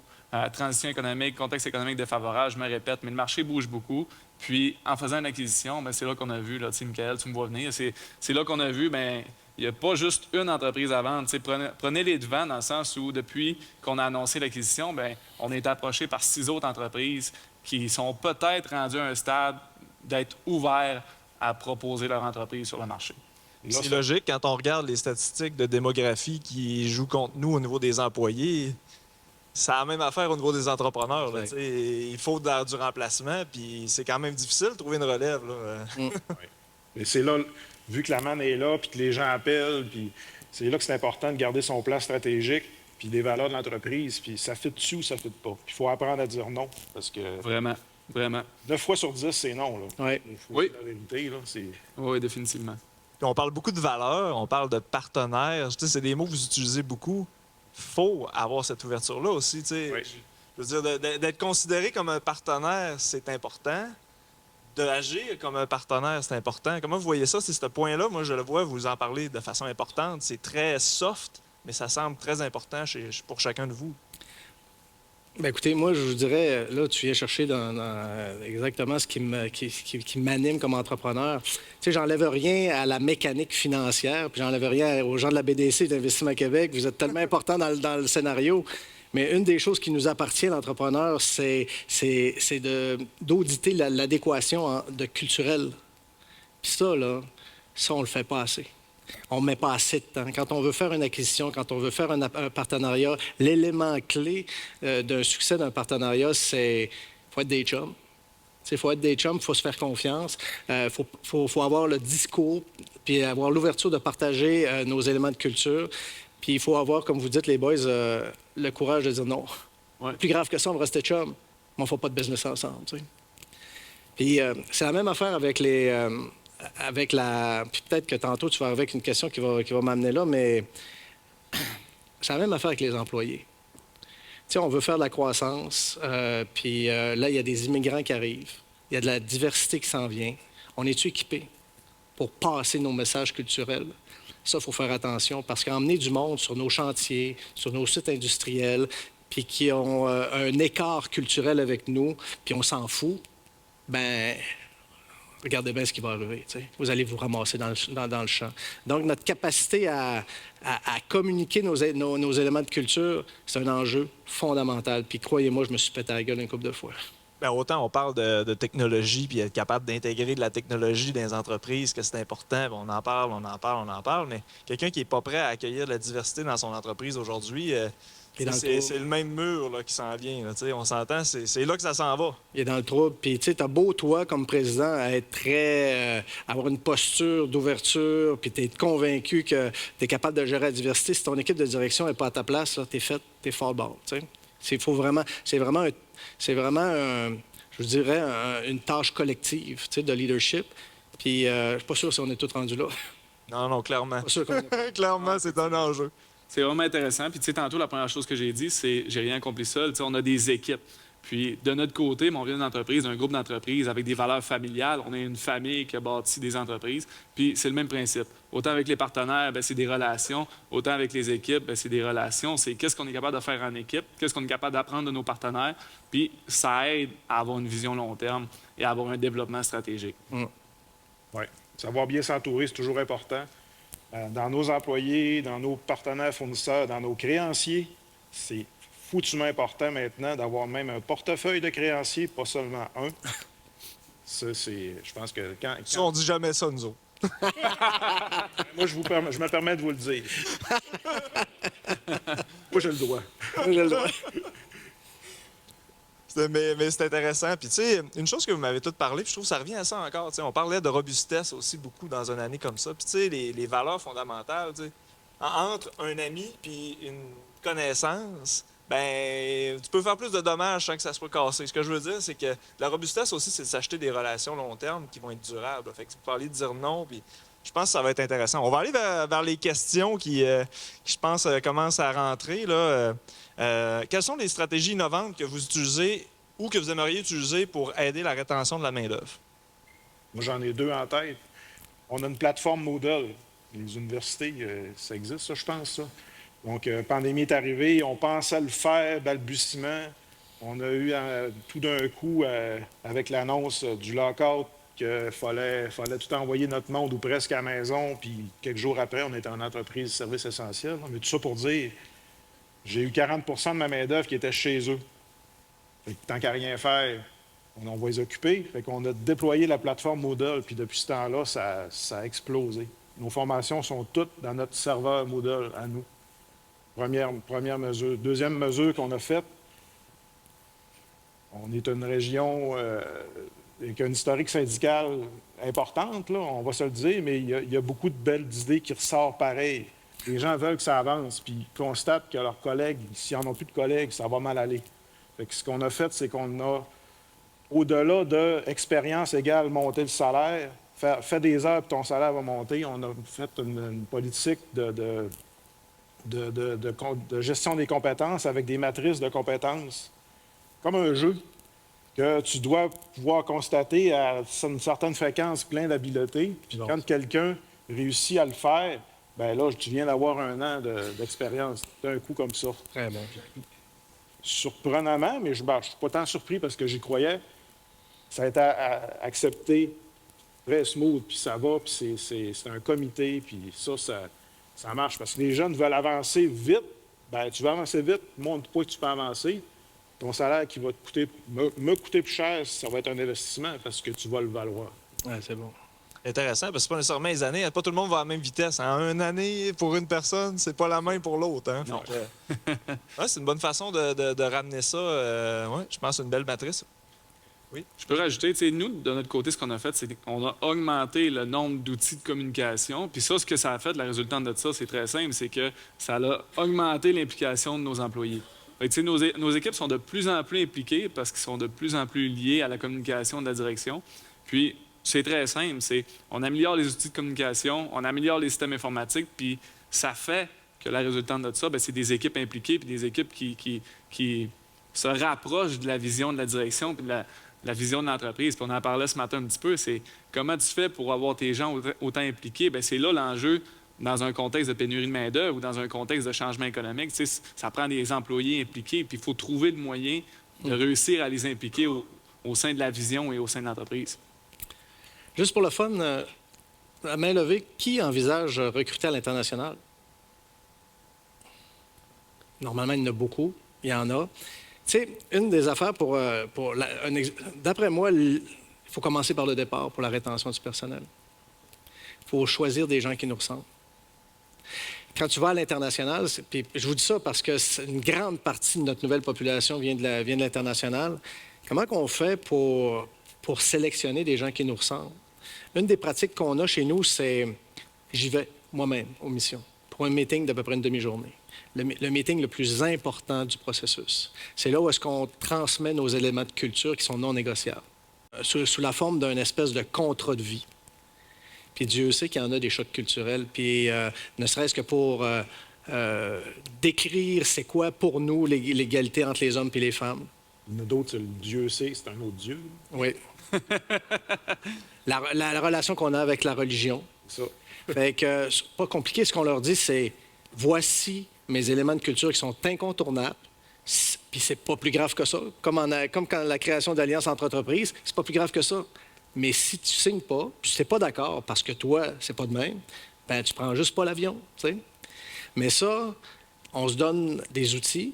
Je donne des outils à mes chefs parce qu'eux autres, ils savent très bien ce que j'ai dit aux nouveaux arrivants. Ça fait que quand ils arrivent chez nous, puis oups, l'apparition d'un choc culturel, notre président ne te l'a pas dit, ça, quand tu étais là-bas? La communication se fait mieux. Puis Martin, si tu peux me permettre de renchérir là-dessus, veux-tu nous parler de comment ça se passe, leur arrivée? On parlait tantôt de manque de logement, l'intégration au sein de l'entreprise. Si tu peux rajouter là-dessus, je pense que ça peut être intéressant. Bien, écoutez, c'est... D'abord, le logement, c'est effectivement quelque chose qui sort un peu de notre champ d'intervention. Dans la grappe d'accueil et d'intégration, il y a des firmes comme Inclusia. Puis, tu sais, il faut vraiment faire affaire avec ces gens-là pour nous aider. On a besoin de bras. Mais réellement, chez nous, c'est de l'information. On a un document qui s'appelle le Guide du nouvel arrivant. Puis pour les 90 jours, puis honnêtement, quand on dit nouvel arrivant, là, ça peut être Samuel de Chipcha, comme ça peut être Mahdi de Tunisie. Là. C'est rendu qu'on ne fait plus aucune distinction entre un nouvel arrivant. Pour les 90 jours où le nouvel arrivant arrive, ben, on le suit aux 2 semaines dans un cartable où est-ce qu'on audite ses ambitions, on évalue ses compétences. C'est un prétexte à la discussion parce que ce qu'on s'aperçoit, c'est qu'au Québec, pour avoir jasé avec bien du monde, je m'inclus là-dedans, on n'est pas très bon à accueillir et à intégrer notre monde. Pour preuve, on a un méchant taux de roulement plate là, au Québec. Mais si on a un taux de roulement plate, c'est peut-être parce qu'on n'est pas des bons accueillants. C'est peut-être parce qu'on ne prend pas assez soin de notre monde. On ne rentre pas assez en contact avec eux. On ne s'intéresse pas à leurs ambitions. On ne leur dit pas pourquoi on les trouve pas bons ou pourquoi on les trouve bons. T'sais. Fait que... je pense que les leaders de demain, ça va être des leaders qui vont avoir une ouverture d'esprit pour accueillir la différence. Ça va être aussi surtout quelqu'un qui va être des excellents communicateurs, qui va prendre soin du monde. Bonne réponse. Bonne réponse. Il y en a une qui est très ciblée, Samuel, avec l'acquisition des nouveaux magasins. Est-ce un frein ou un accélérateur pour la vente en ligne? Écoute, j'ai pas la réponse exacte encore parce que ça fait 10 jours qu'on vient d'annoncer l'acquisition. Donc, je peux pas en fait confirmer que ça a été un accélérateur ou un frein. Mais c'est un accélérateur, c'est sûr, parce que, tu sais, nous, Eugène Allard, Cuisine et Tendance, on était juste dans l'est du Québec, donc Québec et le Saguenay-Lac-Saint-Jean. Et puis, c'est sûr que quand on essaie de vendre en ligne, bien, on touche une certaine partie du Québec, mais pas l'ensemble du Québec. Donc, en implantant 3 nouveaux magasins, oui, on a 2 plateformes de vente en ligne, mais ça nous permet, les 2 bannières ensemble, d'être capable de toucher un bassin de population plus élevé et donc plus de clients potentiels. Fait que j'ose espérer que ça va être un accélérateur. À court terme, c'est sûr qu'on va garder 2 plateformes. Il y en a une bilingue, tandis que nous, on vend 100% en français. Donc, c'est sûr qu'il faut s'adapter à ce niveau-là. Mais j'ose espérer qu'on va être capable d'aller chercher une plus grande population, un plus grand bassin de clients potentiels. Intéressant. L'autre est pour les 2 autres. Fait que, regarde, c'est égal. Nous entendons parler de plus en plus de ralentissement des investissements chez nos clients dans l'industrie lourde. Le vivez-vous aussi chez Ami et Fusium? Moi? Oui, toi. Je commence tout le temps. La réponse est oui. La seule certitude, c'est que les temps vont être incertains. Donc, oui.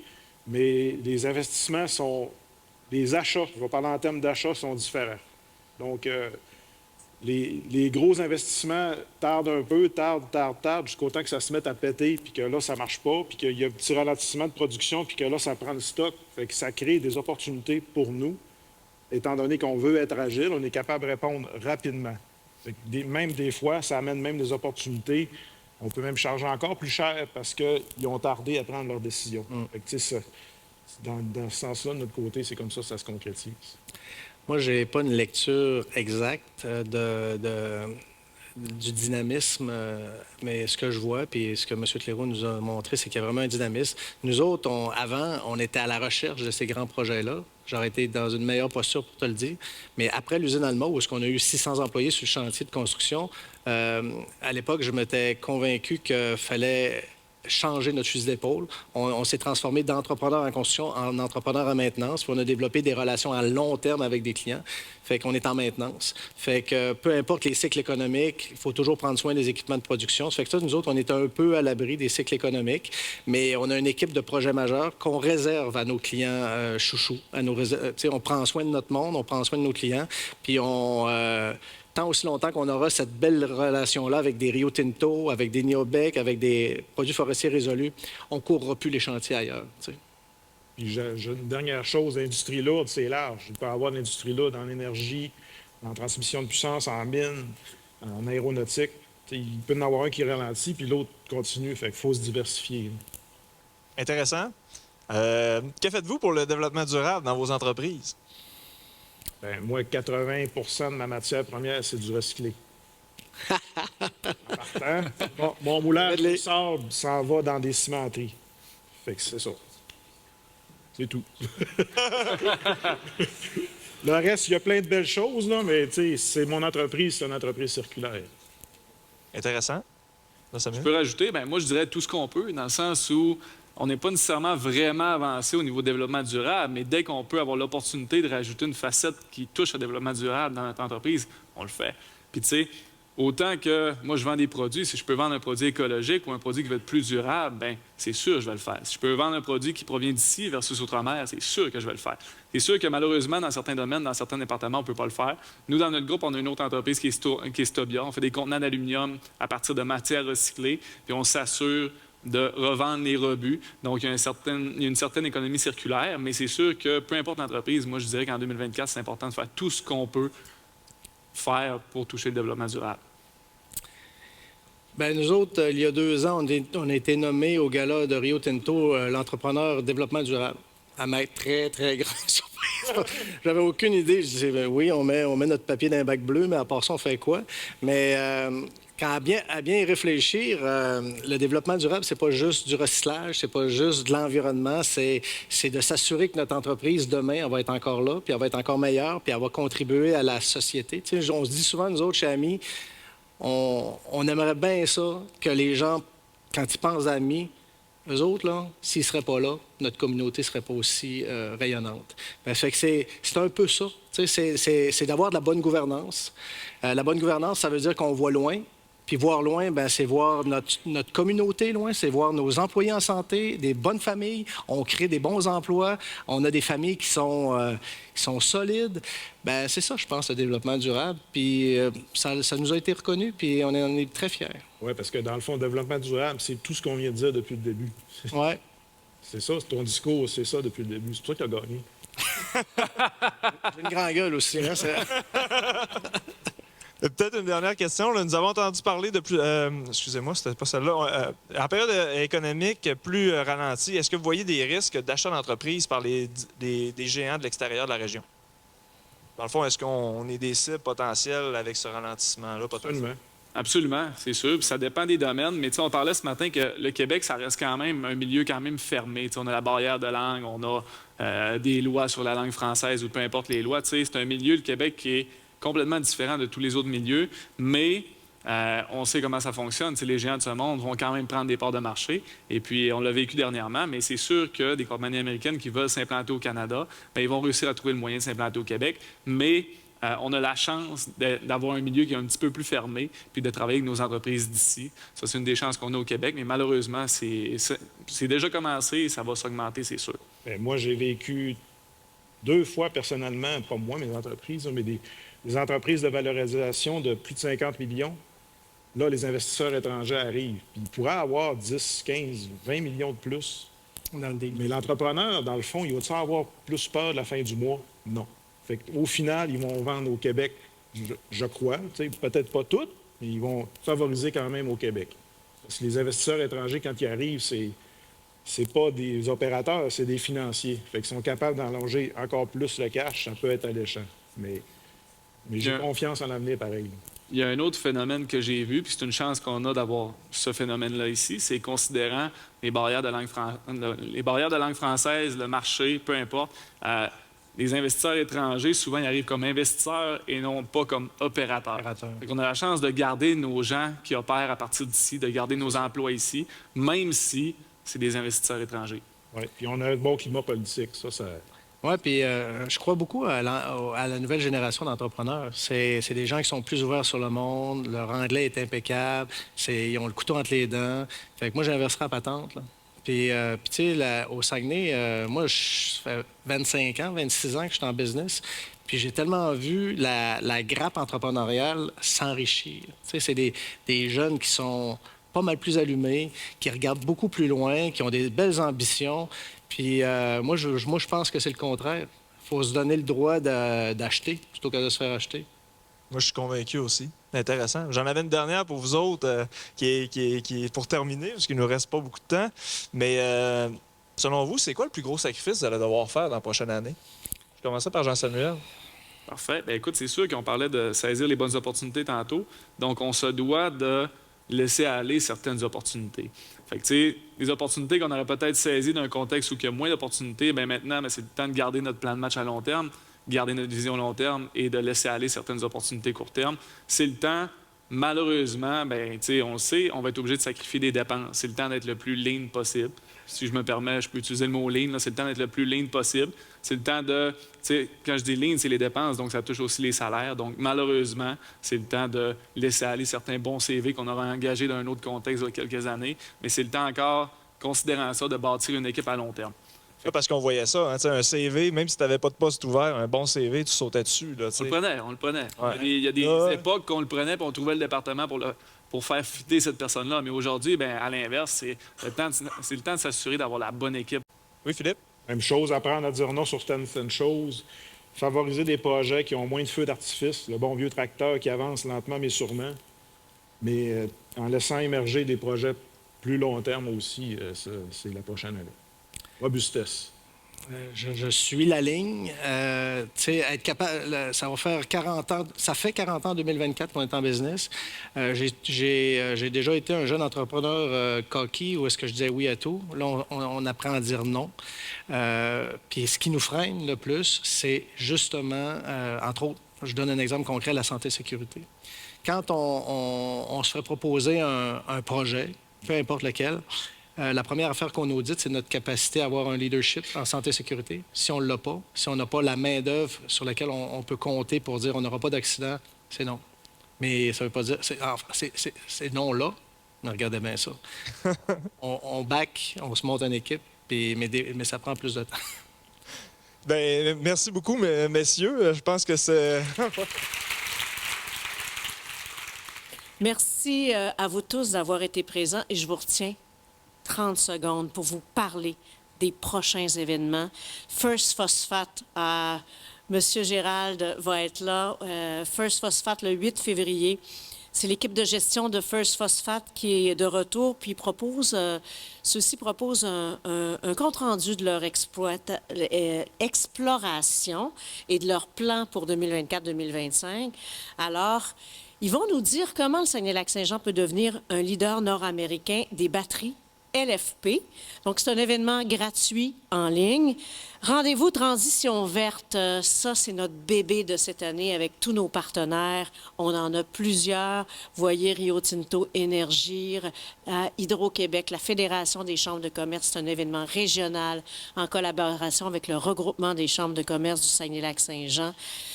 Pour façonner un avenir durable au Saguenay-Lac-Saint-Jean. Alors, on lance ce premier événement. C'est un événement sur la transition climatique et énergétique qui offre une opportunité à vous, entrepreneurs, pour développer notre région. Également, Bon Boss. Alors, nous sommes de retour cette année avec une formation pour nos gestionnaires d'équipe. C'est simple, 4 sessions de formation en virtuel et les participants vont apprendre les clés et techniques de gestion pour réussir dans ce rôle et leurs équipes. Si vous êtes intéressé par notre initiative Vitalise, notre beau David est là avec nous pour répondre à vos questions au nom de toute l'équipe de la Chambre de commerce et d'industrie Saguenay-le-Fjord, une équipe qui s'agrandit. Noémie Charbonneau qui est là avec nous ce matin, qui commence officiellement lundi, donc notre 11e membre de l'équipe. Au nom de toute l'équipe, je vous souhaite une excellente journée et une excellente année 2024. Il faut avoir confiance en notre économie régionale. Merci beaucoup.